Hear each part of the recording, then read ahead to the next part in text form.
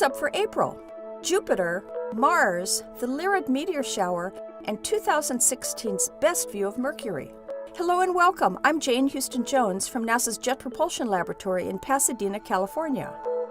Jupiter, where NASA's Juno mission will begin orbiting on July 4th, continues to shine almost as brightly this month as last, and eagle-eyed telescope viewers will see a transit, a shadow transit, an occultation, and an eclipse of Jupiter's moons, all on one night, April 6th and 7th. Io transits first, crossing the planet beginning at 9:52 Eastern Daylight Time. Its shadow can be seen less than an hour later. Next, Jupiter occults or eclipses Europa, as Europa slips behind the giant planet at 10:48 Eastern Daylight Time. At 3 a.m., Europa reappears from its eclipse, dramatically leaving the shadow of Jupiter. Ganymede transits the planet beginning at 1:01 Eastern Daylight Time, April 7th. Check out the other planets in April, too. Mercury is always a challenging object to view, but this month you can spot it just after sunset, about 10 degrees above the horizon. Through a telescope, you can see its phase. It will appear like a tiny crescent moon with about 1/3 of its disk illuminated.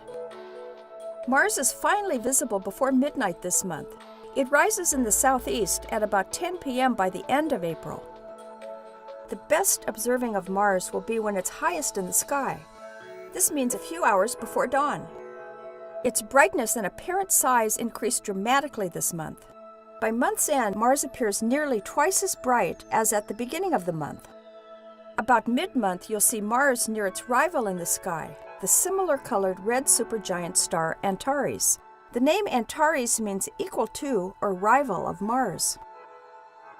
Earth moves almost twice as fast as Mars does, so it often passes Mars in their race around the Sun. This causes retrograde motion, an illusion we see from our viewpoint on Earth. Retrograde motion happens as Earth catches up to Mars, causing Mars to appear to slow its eastward motion against the stars. After a few days, when Earth has overtaken Mars, Mars seems to move westward. Eventually, Earth moves far enough around in its orbit that Mars appears to be moving eastward again. April features one meteor shower, the Lyrids.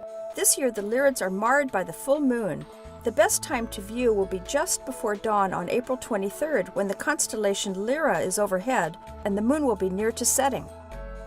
You can find out about NASA's Journey to Mars missions at www.mars.nasa.gov. And you can learn about all of NASA's missions, including Juno, at www.nasa.gov.